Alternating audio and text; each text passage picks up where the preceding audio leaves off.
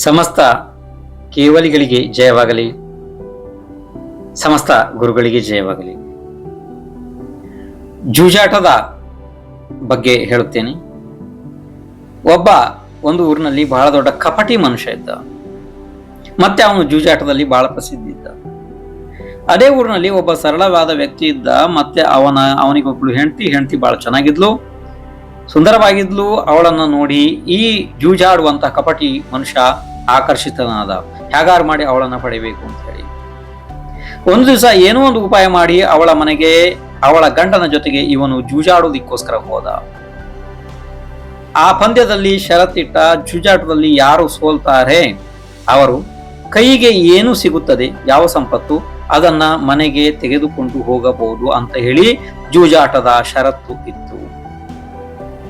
ಸರಳ ವ್ಯಕ್ತಿ, ಅವನಿಗೇನು ಗೊತ್ತಾಗಿಲ್ಲ, ಅವನು ಇದನ್ನು ಒಪ್ಪಿದ. ಆದರೆ ಆ ವ್ಯಕ್ತಿ ಹೆಂಡತಿಗೆ ಈ ವಿಷಯ ಗೊತ್ತಾಯಿತು, ಇವನ್ ದೊಡ್ಡ ಕಪಟ ಇದ್ದಾನೆ ಅಂತ ಹೇಳಿ. ಸ್ವಲ್ಪ ಸಮಯದಲ್ಲಿ ಜೂಜಾಟದಲ್ಲಿ ಸರಳ ವ್ಯಕ್ತಿ ಸೋತು ಹೋದ. ಈಗ ಷರತ್ತು ಏನಿತ್ತು, ಕೈಗೆ ಯಾವ ವಸ್ತು ಸಿಗುತ್ತೆ ಅದನ್ನ ತಗೊಂಡು ಹೋಗ್ಬೇಕಲ್ವಾ. ಇವಳು ಏನ್ ಮಾಡಿದ್ಲು, ಆ ಸರಳ ವ್ಯಕ್ತಿ ಹೆಂಡತಿ ಏನ್ ಮಾಡಿದ್ಲು ಗೊತ್ತಾ, ಮನೆಯಲ್ಲಿ ಅಟ್ಟ ಇತ್ತು, ಮೇಲೆ ಏಣಿ ಹತ್ತಿ ಅಟ್ಟದ ಮೇಲೆ ಹತ್ತಿ ಕುಳಿತುಕೊಂಡು ಬಿಟ್ಲು. ಈಗ ಆ ಕಪಟ ವ್ಯಕ್ತಿ ಇವನ ಹೆಂಡತಿಯನ್ನ ಹಿಡಿದು ತಗೊಂಡು ಹೋಗ್ಬೇಕು ಅವನೀಗ. ಆ ರೀತಿ ಅವನ ವಿಚಾರ ಇತ್ತು ತಲೆ ಒಳಗಡೆ. ಬಂತ ಅಟ್ಟದ ಮೇಲೆ ಹತ್ತಬೇಕಲ್ವಾ, ಆವಾಗ ಏಣಿ ಹತ್ತಬೇಕಲ್ವಾ ಮೇಲೆ. ಏಣಿಯನ್ನು ಕೈಯಲ್ಲಿ ಹಿಡ್ದ ಮೇಲೆ ಹತ್ತೋದಿಕ್ಕೋಸ್ಕರ.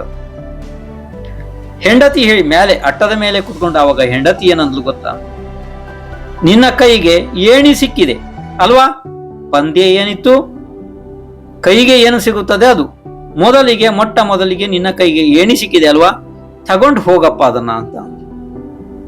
ಅವನು ಕಪಟಿ ವ್ಯಕ್ತಿ ಆ ಏಣಿ ತಗೊಂಡು ಹೋಗೋದು ಎಲ್ಲಿ ತಗೊಂಡು ಹೋಗ್ತಾನೆ. ಆ ಏಣಿಯಿಂದ ಅವನಿಗೇನು ಲಾಭ, ಬೇಕಾಗಿದ್ದು ಅವನಿಗೇನು, ಆ ಮನುಷ್ಯನ ಹೆಂಡತಿ ಬೇಕಾಗಿದ್ಲು, ಸಿಕ್ಕಿಲ್ಲ ಅವಳು.